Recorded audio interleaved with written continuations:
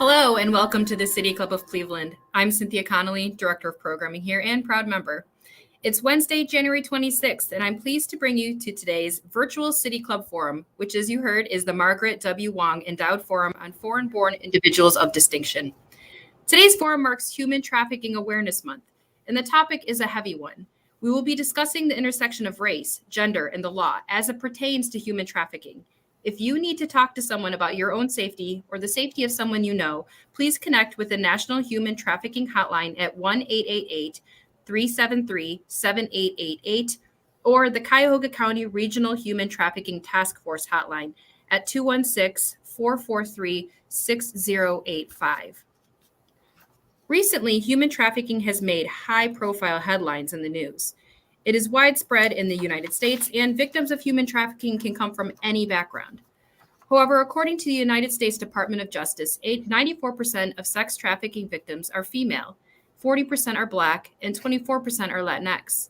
And in South Dakota, where Native American women are only 8% of the population, they represent 40% of sex trafficking victims. A recent report also found that sexual abuse is one of the leading predictors of girls' entry into the juvenile justice system, effectively creating a sexual abuse to prison pipeline for those already victimized. And just last year, the state of Ohio scored an F on their Shared Hope International Report Card on human trafficking. How can we better address human trafficking locally and nationally? And what are the best practices across healthcare, public safety, and more that can help support victims? Joining us today is Kirsty Muncy, President and CEO at the Collaborative to End Human Trafficking locally here in Cleveland, and Yasmin Vafa, co-founder and executive director of Rights for Girls, a national human rights organization dedicated to ending gender-based violence against young women and girls in the country. Yasmin is a human rights attorney and advocate. If you have any questions for our panelists, you can text them to 330-541-5794. That's 330-541-5794. And you can also tweet them at the City Club, and we'll try to work them in.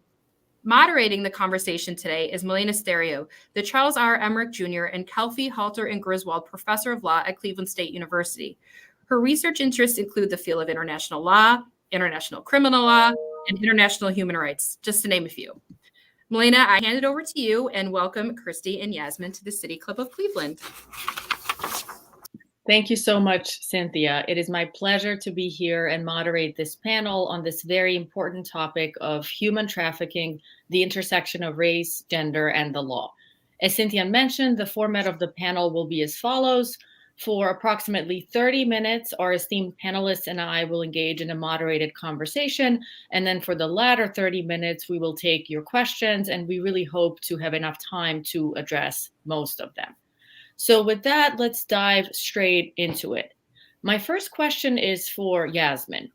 Yasmin, what is human trafficking and who is being trafficked most commonly? And most importantly, how do race and gender play a role in human trafficking? Thanks, Milena, and thank you so much for the opportunity to be here to talk about such an important topic, especially during Human Trafficking Awareness Month. So human trafficking is actually a broad term, and it encompasses both sex and labor trafficking. But I think for the purposes of today's conversation, we're going to be focusing on sex trafficking, which under federal law is actually defined pretty broadly. The crime of sex trafficking occurs in adults anytime someone over the age of 18 is compelled to commit a commercial sex act through force, fraud, or coercion. But for minors, for children under the age of 18, just their mere involvement in the commercial sex trade is sufficient to constitute human trafficking, or what's known as a severe form of trafficking under the law. It's important to note that a commercial sex act is defined very broadly. So it's the exchange of sex for anything of value. We're not talking about just a monetary transaction, but even children who are exchanging sex to meet their basic needs. There doesn't always need to be a third-party exploiter. So it's very important to realize these distinctions because they help us better identify victims. And as you noted, although anyone can be a victim of sex trafficking, we know through our research across the country that there tend to be certain demographics that are overrepresented. We know that women and children of color, particularly girls of color, predominantly African American, Latina, Indigenous girls are vastly overrepresented among victims of sex trafficking. And we can talk a little more in today's conversation about why that tends to be, but it's something that I think we have to discuss anytime we address this issue. Great, thank you. Kirsty, let me go to you next. Ohio, our state of Ohio, got a solid F on the Shared Hope International Report Card on Human Trafficking. Can you tell us a little bit more about this report card? What is it, and why exactly are we failing here in Ohio? Yeah, absolutely. So the Shared Hope Report Card is really a tool, and we should really look at it in such a way. It's not a hammer, as we always say it. It's really a flashlight that gives states guidance on where to put energy and resources in exploring this issue further. So we need to put a little bit of context behind it and recognize that human trafficking is really only been an issue that we seriously been discussing and tackling for the last 20 years. So we don't have a lot of time under our belts, and we're really sort of building the plane as we're flying it, right? So this F can be obviously a devastating grade, and it can be heartbreaking to see, especially for the people who are doing the work on the ground, who have put tremendous amounts of effort into making our laws better, providing services to victims. There's a lot of energy. Ohio is doing really a great job despite this grade, but it is giving us a guideline and really a map on what we need to do going forward. And really the issues that are identified in this report and where we're really falling short is around victim protection. So we've done most progress around the law. We have some laws that are really supporting victims. Again, we have still a lot of work to do, but we have better grades in that area. But when it comes to victim protection, identification, and response to victims, we're not doing so well. So going forward for the next decade, Ohio, Cuyahoga County, we really need to focus on screening. We need to identify victims. We need to look at systems. And again, this is a flashlight, right? This is not a hammer. The child welfare system is pointed out. The juvenile justice system is pointed out as systems that really need to look at how we treat girls particularly, and I know we will talk about this more, but how we treat victims because they are criminalized in many cases. So we need to focus on non-criminalization for prostitution offenses. We need to look at our definition of child abuse. And we also need to really look at how we coordinate services. So in order to serve victims best in the space, we have to come together, we have to collaborate. And again, that has to happen in a non-punitive and trauma-informed way. And that's really what the report card is telling us. Now, Yasmin, are any of these conversations happening at the national or federal level? And do you know if any other states are perhaps doing better than Ohio? I hope they are, but I'm really not sure. So absolutely, these conversations are happening at the national level and at the federal level. One thing I will say about the Shared Hope report cards is that, they did have to adjust the guidelines this year because, as Kirsty said, over the last 20 years, a lot of states have actually adopted laws and changed their practices. And so the standards have changed. And so states like Ohio that have traditionally done an excellent job in advancing laws, protecting survivors, addressing the issue of human trafficking, now we have this adjusted measure and grades. And so that's why some of these states are now seeing very harsh grades because it's time to really up the ante and take it to the next level in terms of survivor protection. At the federal level, we are actually in the process of reauthorizing the seminal federal law known as the Trafficking Victims Protection Act. As Kirsty alluded to, it was first passed in the year 2000, recognizing the issue of human trafficking. And it's really the law that gives us our definitions, our federal funding, and governs our response to human trafficking, both sex and labor, domestic and foreign, adults and minors, as well as foreign nationals and domestic victims. And so this is really the most important federal law that we have. We're fortunate to have a lot of bipartisan support around the advancement of laws to better protect survivors and strengthen our response. And so we're in the process of working on that reauthorization. There's a really strong bill in the House, and we're working on a Senate companion. But I think it's imminent in terms of being introduced, and we anticipate it getting passed this year. But I think a lot of states are probably grappling with what Ohio is facing right now, in traditionally having scored a lot higher, but now realizing it's time to take it to the next step and do more. And actually, let me jump in on that and follow up with Kirsty. Kirsty, is Ohio listening? Do you think that Ohio is likely to change laws and policies as a result of the grade of F on this report card? I think Ohio has been listening. There is a very strong support around this issue in Ohio. We have legislative support. We have statewide coalitions that are really strong, and lawmakers in our corners. So yes, I do really think, Yasmin said it, it's really time to up the ante. I think this is really a wake-up call that we can't rest on what we've done so far. We can pat ourselves on the back for the progress we've made, but this cannot discourage us. This needs to be a motivation to keep going. And I do believe that Ohio is up to the task. Great, thank you. Now, one of the things that we briefly mentioned that I wanted to come back to is this need to reconceptualize our approach to human trafficking, and to approach this issue by treating these mostly young women as victims of human trafficking rather than as criminals. So, Yasmin, can you tell us a little bit more, if you could change our federal law, or if you could change our state laws, if you had a magic wand and said, oh, I can rewrite these laws right away, what are some of the things that you would change so that we can start treating the survivors of human trafficking as victims rather than as criminals? So I think we've already made, some progress on this issue with the advancement of what are known as safe harbor laws. And so this was a trend that we started to see develop over the last, I'd say, 5 or so years, where states started adopting legislation to protect child victims of sex trafficking from arrest and prosecution for prostitution offenses.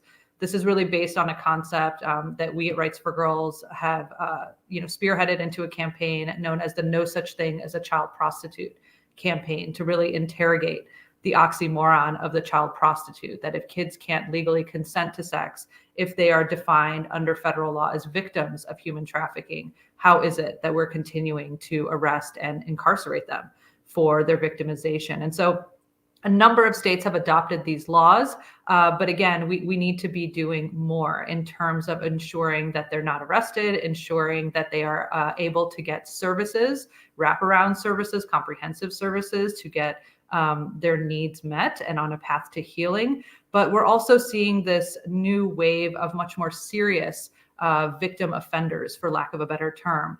Oftentimes girls who have been trafficked from early on in their childhood, who, in being failed by every system and adult who was supposed to care for them, are put in these impossible situations, and in the worst cases, enact violence against their exploiters. And so think of the cases of Cyntoia Brown, Alexis Martin, who was criminalized here in Ohio as a child victim, sentenced to a very, very lengthy prison term for her perceived role in the death of her trafficker, even though she didn't even pull the trigger.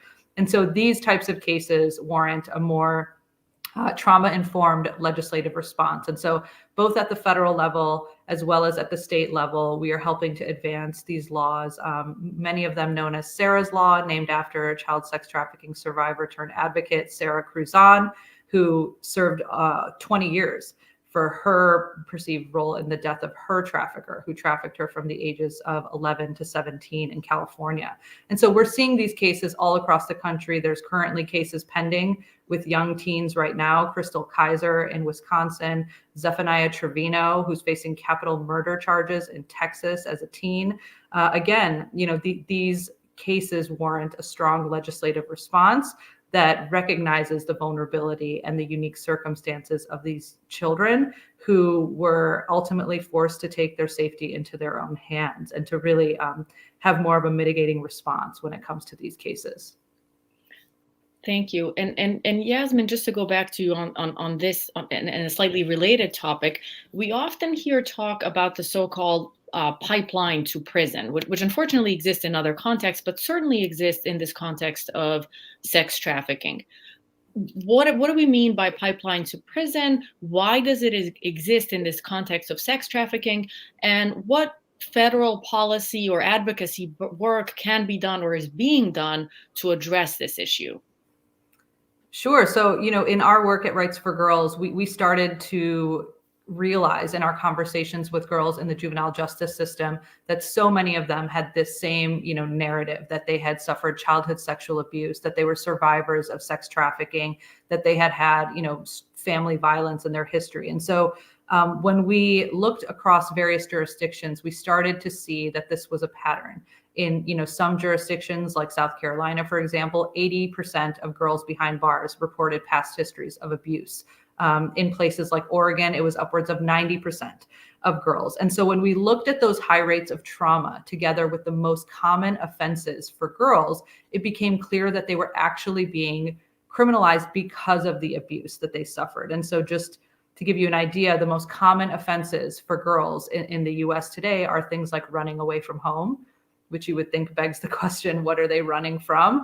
Often abuse, but things like prostitution, again, when they are minors, when they are children and victims of human trafficking. And so we coined this term, the sexual abuse to prison pipeline, to really give name to this trajectory and to the pathways of gendered violence that fuel the criminalization of girls, and again, predominantly girls of color. And so our report looked at African-American, Latina, and Indigenous girls across the country.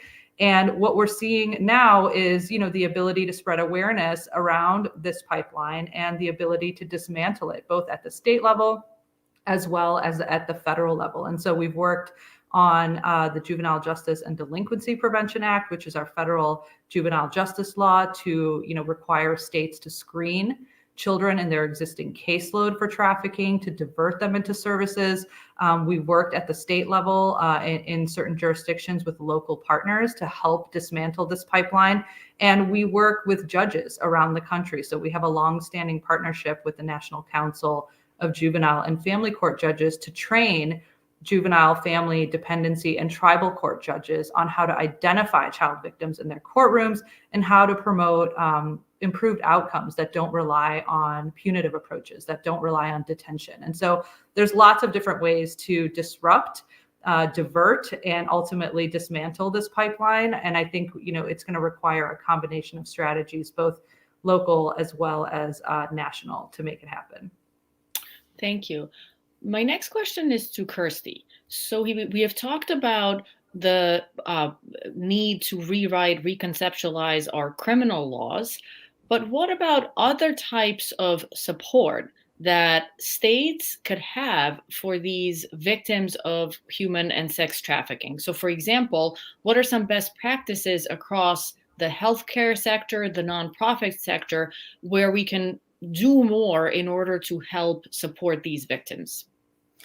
Absolutely. Yeah. I mean, laws only get us so far, right? They inform a lot of our practices, but what are things that people can do in these systems that Yasmin so eloquently described, and where kids get re-victimized? As we said, right, there's families that fail these kids, schools fail these kids. I mean, Satoya Brown's story is so heartbreaking because she really pinpoints her pathway into human trafficking, starting in the school system, and how she was victimized as a woman, a girl of color. So we really need to look at these systems and really need to wrestle with the cycle of oppression that is happening. So that's one thing that has to happen. The other thing about human trafficking is that victims are not identified. Victims often don't self-identify. They're in our systems. They're in our healthcare settings. They come into our institutions, and we don't know that what's happening to them is trafficking. They don't know what's happening to them as trafficking. So one of the best practices across the board that we have been finding is training and helping providers understand, may that be doctors, may that be nurses, may that be teachers, social workers, you name it. Even we work with hotels, we work with the hospitality industry, all these systems, businesses that interfere and possibly interface with survivors really can benefit from training, picking up on these indicators, identifying power dynamics when they show up, and giving them tools to know what to do when these red flags show up or when these indicators present themselves. So training is huge. It's one of the things we really recommend any system to take on and undertake and do with their staff. The other best practice in this field that we're finding is screening, obviously, which comes with training. When I understand how to do that, I can use these tools. The other best practice that we're finding, and the Trafficking Victim Protection Act has said that from the beginning, is collaboration. Human trafficking is different than the rape crisis movement or the domestic violence movement that really started from the grassroots, where the services came first, then the laws were enacted. Here we have the laws governing the services. So we're seeing that service providers are taking on bits and pieces of serving survivors. And so in order to really come together and create a holistic service approach and a holistic continuum of services, collaboration and partnerships are absolutely essential. So we're really, the Collaborative to End Human Trafficking, we are the backbone organization of a very large coalition here in Northeast Ohio who's trying to do exactly that. But that's hard, right? It's hard working together when we're used to sort of do the work in silos. But those are some of the best practices that have been identified and that we're promoting. And let me, Kirsty, let me follow up on this, and Yasmin, please feel free to weigh in as well. It seems to me that the services, these support services that exist for trafficking victims are not exactly adequate, whether it's in Ohio or in other states. What do we do about this? How do we address this issue of inadequate services, treatment facilities, other resources for victims of sex trafficking, whether it's here in Ohio or at the national level? So, Kirsty, what are your thoughts on that? Yeah, it's it's hard for me to use the word adequate, because I think providers for survivor service have really stepped up. I think every system that I have encountered that has realized that they serve victims of trafficking, may that be substance abuse treatment centers, domestic violence centers, rape crisis centers, you name it, mental health facilities, the moment they realize that that's what's happening, they are stepping up to the plate and they're doing the best they can to serve these survivors. But they do need the tools, they do need the training, they need the resources to do it in the best possible way. And I think that's what the F, right, is really shining light on, is that we need more training, we need more resources, we need provide our service providers with better tools to get them where they need to be in order to serve the victims. So I think the efforts are there, but it takes time. It again takes a lot of collaboration, it takes resources. So we need to provide those. Thank you. And Yasmin, at the federal level, at the national level, what's happening regarding these support services and then resources for victims? And can we do more to help? I mean, I think we have to do more. But, I will say that over the last decade or so, we have really worked to advance the federal response. We have worked to more than triple authorization levels for victim services, doubled the appropriations for victim services and funding, but it's still not enough. I think providers, as Kirsty said, are doing the best that they can with what they have, but it's very difficult to access the dollars required to serve the needs of these victims and this victim population. We had a member of Congress who would routinely, talk about how there were more animal shelters in this country than beds for even domestic victims of human trafficking. And so it's very, very difficult to get the dollars needed to respond to this issue. But I think, we have to do more.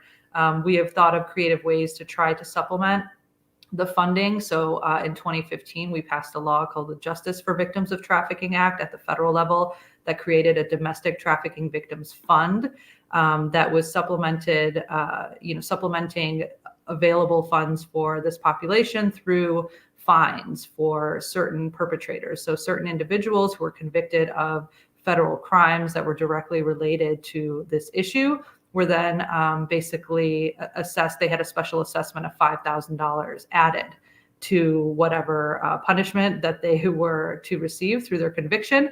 And those funds would supplement existing grants for this victim population. And so we have tried to think of other ways to do it when our, lawmakers are strapped and not feeling like they can continue to invest.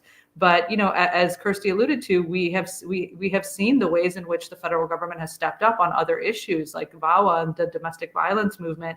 We really need a comparable investment to help address this issue, because as we know, just the trauma and needs of this victim population are vast, from not just health services but legal services, housing, childcare. There's just so many different needs that this population has, and we just need more resources to be able to address them. Great, thank you. Now, in just a few minutes, we will turn to your questions. As Cynthia mentioned in her introduction, if you have questions for Kirsty or Yasmin, you can text them to 330-541-5794. You could also tweet your questions to @thecityclub, and we promise to try to work in most of your questions. Now, Yasmin and Kirsty, this is a question to both of you. The topic of today's panel is human trafficking, the intersection of race, gender, and the law. How do race and gender play a role when it comes to human and sex trafficking? Yasmin, you can. I'm happy to go first. I mean, I think, as I said, there is an overrepresentation of women and youth of color, including LGBTQ, gender expansive youth of color, among victims. Whether we're looking at adult sex trade survivors and sex trafficking victims or child sex trafficking victims. I think what's really important to note is that these gender and racial disparities shift dramatically when we look at who some of the perpetrators are. So, we have been able to collect data from a number of jurisdictions that show that the vast majority of sex buyers, those who are creating the demand for commercial sex with this population, they tend to be overwhelmingly white men, very privileged white men of means. And so, we have some fact sheets on this on our website, but we've been able to basically look at these glaring differences between who is disproportionately selling sex, who is disproportionately seeking to buy sex. And I think it paints a very powerful picture of the power dynamics at play in sex trafficking. And of course, I think it begs us to really examine the roots of sex trafficking in this country, to really look at the historical legacies of racialized and gendered violence. We can't really understand sex trafficking today without placing it in the historical context of colonization, of slavery, generations and hundreds of years of normalizing the commodification of women and girls of color's bodies, for the profit and pleasure of white men. I think it's unsurprising to see the data that we see today. And so I think we really have to, although it's difficult, we really have to grapple with these statistics and with these disparities in order to take a more comprehensive and equitable approach to addressing this problem. Great. Kirsty, do you have any thoughts on this? I want to just add everything Yasmin obviously say. I want to echo, but I think we need to grapple with the shift of perception of what sex trafficking looks like, and it is what Yasmin describes, right? We sort of have this idea that, and we get this fed through our media. We see the pictures of trafficking. We use the term modern day slavery. We see these girls scared in corners with handcuffs. They're mostly white girls, or we see white women, blonde white women in movies like Taken. And I think we just really need to help ourselves to make that shift and recognize that it's not the being snatched off the street. It's not the kidnapping story. It is a very long process of continued victimizations that lead victims into trafficking, that traffickers really know, they understand that process and benefit from. And so, understanding what Yasmin said and understanding that it's primarily girls, although boys are also impacted. We know that this is an issue that highly affects Black and brown girls, and we need to really put supports into place to early on intervene in these systems so this doesn't happen. Great, thank you. We are starting to receive some excellent questions from our audience, so we're going to turn to those now. The first question goes as follows. Cleveland is just a few weeks away from hosting the NBA All-Star Game. There's some evidence that trafficking increases locally during these national events. What should the city and supporting organizations do to help battle trafficking when there is such an increased risk when a city like Cleveland is hosting a prominent national level event? And maybe Kirsty, you can start us off here. Yes, so we always have our eye on these kind of events, although the commenter is right. There is some conflicting evidence. There is some camps that say, yes, these events attract more human trafficking. I think we have higher evidence that that's true for bigger events like the Super Bowl, more than one day events. But we do, our antennas are up. We do pay attention. Our law enforcement partners get prepared. We usually do more education around this time. We're just gearing up to work with our partners to re-educate our hotels to make sure that they have the tools that they need. They know how to identify trafficking. There's some outreach that is happening. So it is in the front of our attention, and things are being put in place. So yeah, it's a good comment. Great. Yasmin? And I think, the important thing to realize is that, the reason why people suspect that trafficking incidences tend to go up around, these big events is because, again, it comes to this supply and demand issue. Any type of event that attracts an influx of men to a certain location sometimes, encourages traffickers and other exploiters to try to capitalize off of that demand for commercial sex. And so I think what's important for communities to do is to really educate around the harms of sex buying. I think people often for years tended to think this is really, innocuous behavior. This is victimless. And although there are, important distinctions between sex trafficking and prostitution, it's important to realize that sex buyers can't distinguish, meaningfully tell the difference between whether the people they are soliciting for commercial sex are there by choice or are trafficked. And so I think doing more education around that and the harms of sex buying, not just to survivors, but to, individuals themselves can go a long way to helping to address this issue. And it's a form of primary prevention. I mean, it's been shown not just in the United States, but globally to be a very effective form of prevention. Thank you. Actually, before we go on to the next question, let me just follow up on law enforcement. This is something that I think Kirsty mentioned in her earlier comments and that we just discussed in the context of this first question. Obviously, law enforcement can play a huge role in terms of preventing, deterring, addressing human and sex trafficking. Is there more, should we be doing more training? Should we be creating specialized offices, divisions, sections within police departments? Do those already exist? Kirsty, are you aware of this in Ohio? And then Yasmin, if you can talk to us a little bit more about law enforcement and training from the perspective of the national level. So the answer to training is yes, always more training. We always need more training. We need continuous training. We need this institutionalized. I think that's where we fall short in any opportunities when it comes to training. We do it once. It's the set of people we train, and then we don't retrain them. We don't stretch that muscle. If it's not institutionalized, if it's not embedded in systems and their policies and practices, trainings can be great, but they're not as effective as they can be. So law enforcement is part of that group that, yes, needs continuous training. We do have a phenomenal task force. Our regional task force here in Cuyahoga County is phenomenal, that works with multiple institutions of law enforcement. We're very lucky to have them. But yes, other forms of law enforcement need that continuous training. We have a tool that has been developed for law enforcement. It's a ticket box card. Literally, law enforcement carries a sheet in their ticket box card to help them identify victims of trafficking, and gives them the tools then to act if they see a situation that could potentially be that. That's been really helpful, and a lot of jurisdictions have adopted that.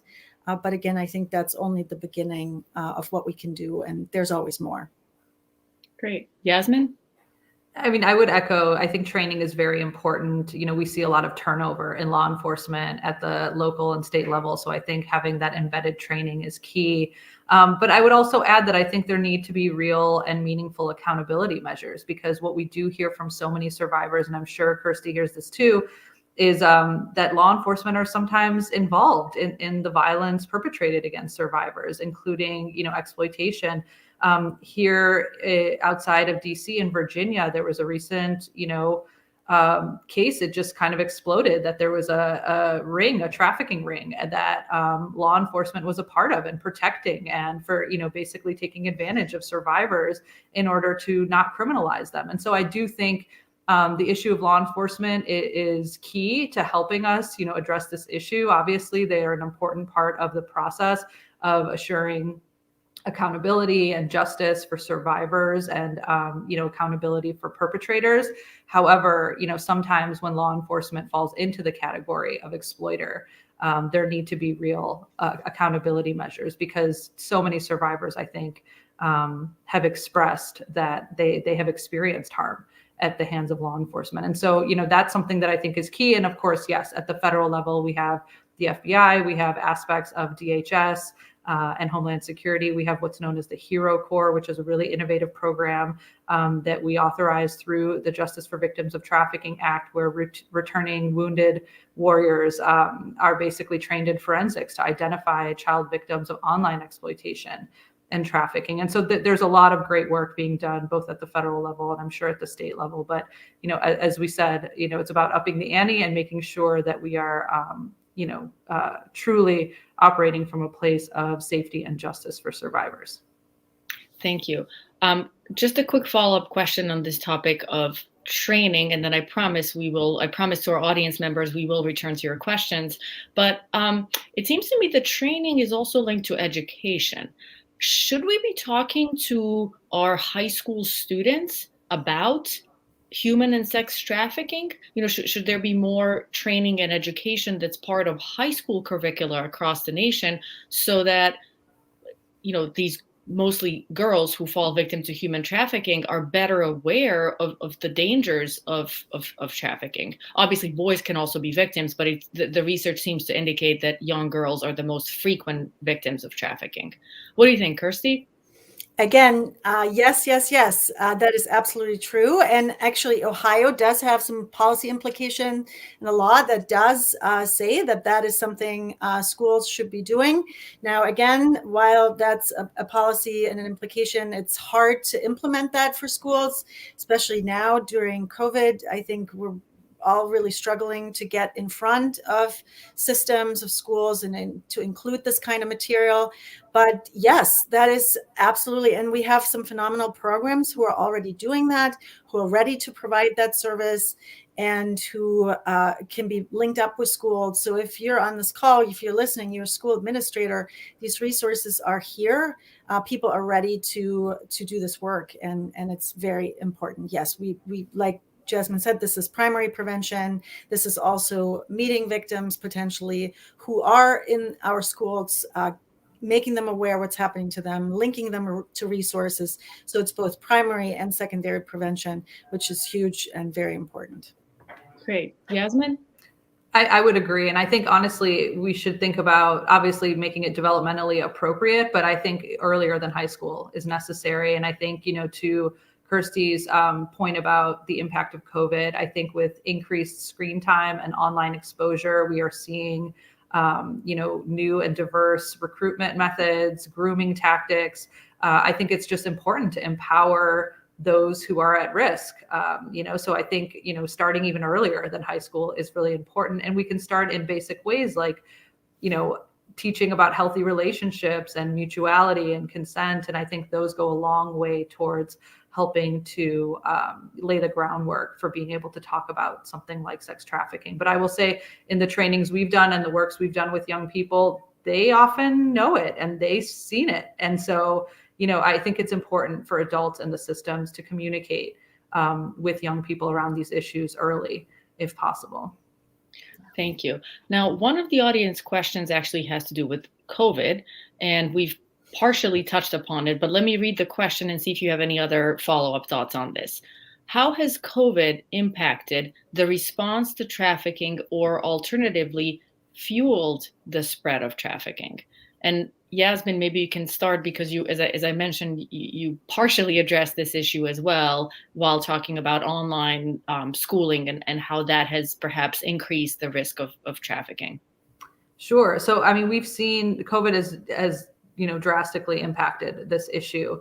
One thing we know from talking to partners across the country is that, the demand for commercial sex has not decreased. Despite the public health crisis that we're in right now, there is still a very robust demand. I will say our partners in LA County, which is the largest county in the country, say that their child trafficking hotline continues to ring off the hook. Here in the DC area, our providers have wait lists, very long wait lists of children to serve who are still being trafficked and exploited. And I think, of course, it absolutely, increases the spread. I think this is a very high risk behavior. And I think that, we already know that even COVID has had a disproportionate impact on communities of color. And so just really thinking about the fact that trafficking is something that impacts this community, and now COVID, just thinking about just the incredible amount of harm that is being experienced in so many of our communities and in every jurisdiction. But also, yes, it's been really difficult. I know, I'm sure Kirsty could talk about this, better, but in terms of being able to serve victims and survivors, to hold groups, to be able to provide those services, a lot of these young people rely on these providers for not just their services, but just, interaction, peer support, sometimes meals, safety, warmth, a shelter, a place to go. And so I think that's been very challenging for the providers we've worked with, not to mention, the impact of COVID on their own lives and how that's impacted just everyone's kind of mental health and ability to respond. Kirsty? Yeah, everything that Yasmin just said, I want to echo. It has really made the work much harder.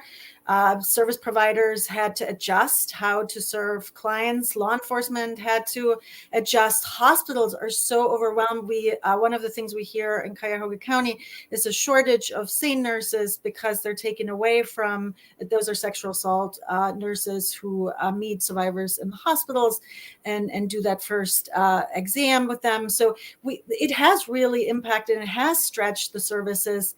And it also has taken resources away, which makes a whole lot of sense because, foundations and others had to shift their resources to more of a, direct needs focus. But it has impacted the human trafficking field in that some of those resources that are already sparse have been drawn away. So yeah, there's an all around impact on all of us here. Thank you. Let me turn to the next question, which is a little bit different, but still very important. And this question goes as follows. Social media has been a breeding ground for misinformation on what trafficking is or is not. For example, viral stories of parents being followed at their local supermarket and distracted so that traffickers can snatch their kids. How realistic is this? And where should we really be paying attention? So, Kirsty, do you want to start us off? I would really refocus us to what we've talked about today, that human trafficking is not the snatching of children in grocery stores.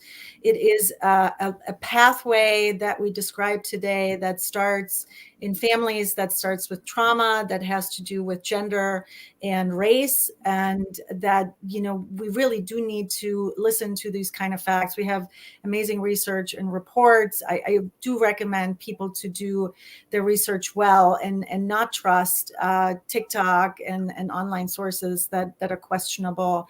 I have teenagers myself, and I see these pieces of misinformation often come through my own house and have lengthy conversations, but really need to distinguish what's really happening. I think if we can remember what you've heard today, that this is about the intersectionality and not about these kind of stories that take us away from the reality. That's important. Thank you. Yasmin? Yeah, I mean, I think, we hear a lot of these kind of horror stories, and social media really fuels a lot of these, rumors. But I would have to say, yes, have I seen cases where survivors have been snatched off the street?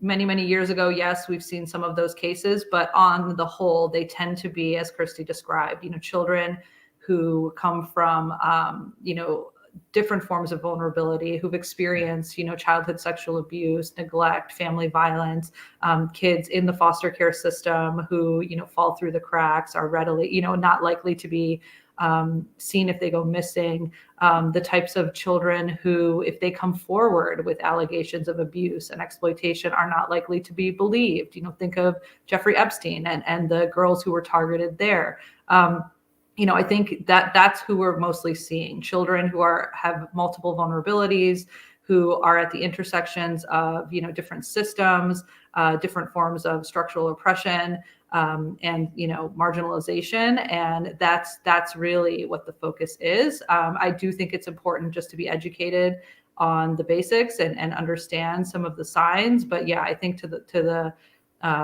recent influx of some of these conspiracy theories that we're seeing, I think sometimes they do a lot more harm than good. And I know make the work of many of us and our partners more difficult when we have to respond to some of these tips and questions that are being fueled by social media. Thank you. Now, the next question has a little bit more of a legal focus to it, so I'll direct it to Yasmin, but Kirsty, please feel free to weigh in as well. And the question goes as follows. Does a victim of human trafficking need to agree or approve of any criminal charges against either her, I would add here, him or her or them, and also against the trafficker? So Yasmin, can you walk us through that a little bit more? So, typically, no. I mean, they don't have any say in charging decisions, or, that prosecutors typically make that either at the state or the federal level. Oftentimes, survivors of human trafficking, don't agree that they should be charged and prosecuted for certain types of offenses. And same goes for their traffickers. Often, the charging decisions are made by prosecutors based on evidence that they have.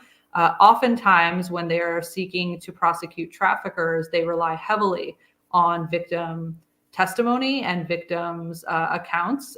So sometimes, it can be very difficult for victims in the course of these cases because they have a lot of pressure put on them. They obviously are incredibly fearful. There are rarely safety plans put in place for them when they are expected to be victim witnesses in these types of trials. So those are all things that we, promote and try to, advance to keep those things in mind, and to try to make sure that we are not re-victimizing and re-traumatizing survivors and just to get a charge against their exploiters.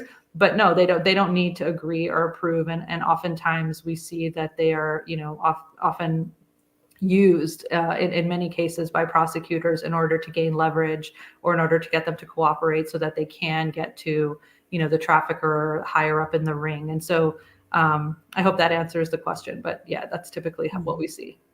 Thank you. Kirsty, do you have anything to add on this? No, I think that's it's a great answer. Yeah. Thank you.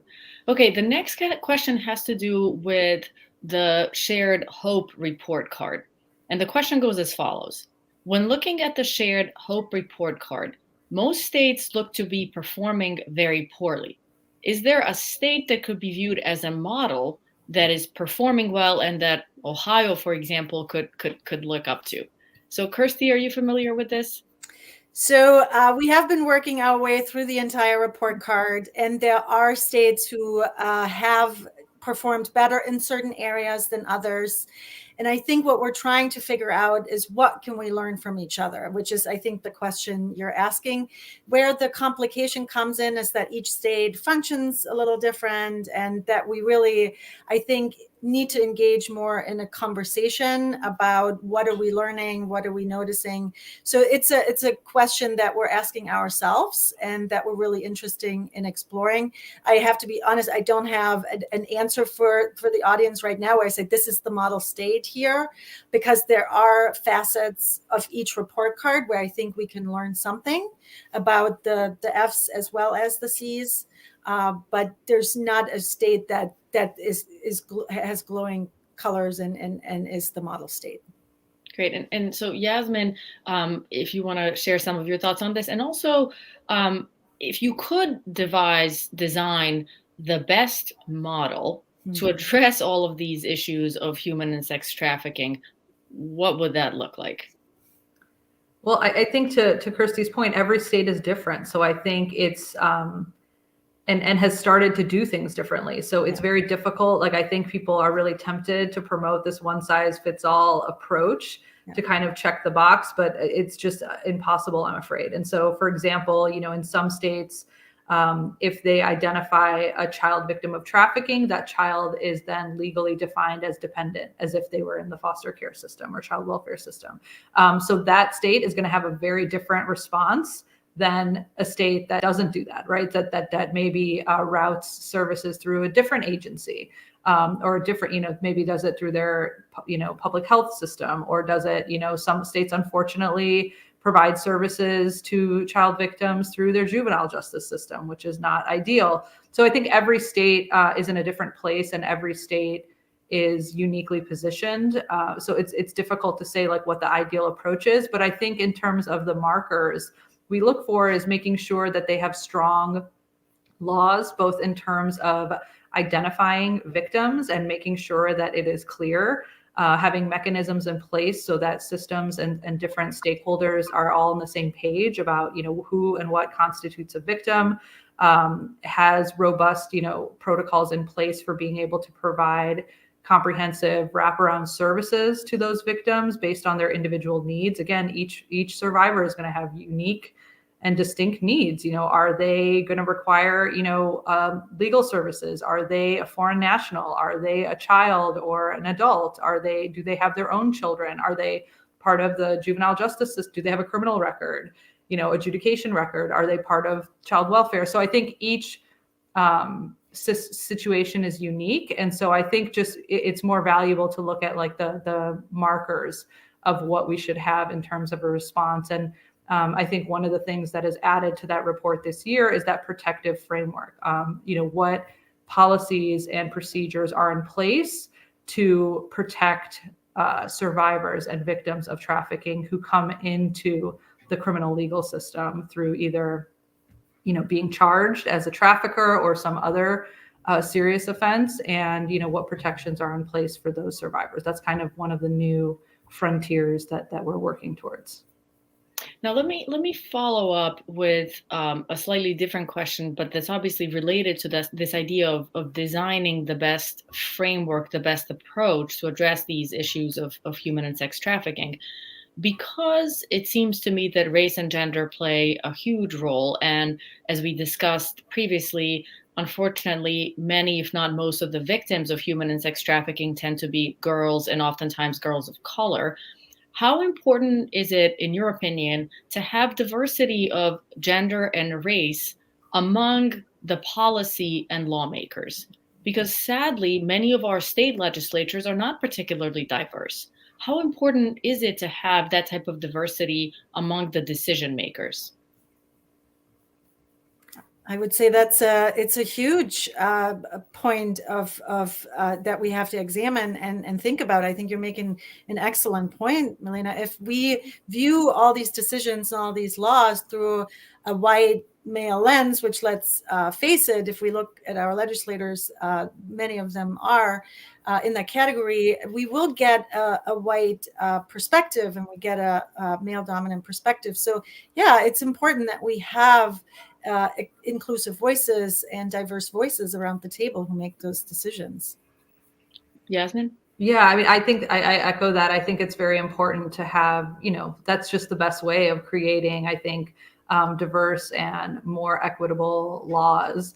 But, that's not to say that we haven't had some great laws and that, legislators don't listen and don't, aren't moved to do what is needed and what is right. But absolutely, I think we can only benefit from having more diversity of experiences too. I think in recent years we've seen certain members of Congress and others come out as survivors of sexual violence themselves. And so again, that provides a unique perspective when legislating on laws around gendered violence and sexual assault. And so I think those diversity of experiences and backgrounds can only, create better and more, intersectional laws that help get to the root of these issues.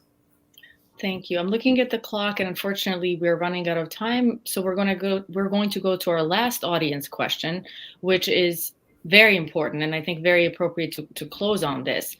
Very practical question. How can you let someone know they're being trafficked, and then how do you help them get out? What do you tell them? So perhaps, Kirsty, you can start us off. So what I would say to that is, it's never our job to label any one experience, even if we recognize the indicators, we recognize the sign. It is not up to us to give that label to someone. What is our job is to be supportive, is to listen, to be present, is to be non-judgmental, is to be asking questions like, what is happening to you? I'm noticing certain things. What's going on? I'm interested in you and in your experience. I'm interested in how I can help you. So it's more about shifting that question to, what's the appropriate trauma-informed response that builds trust, that builds a relationship.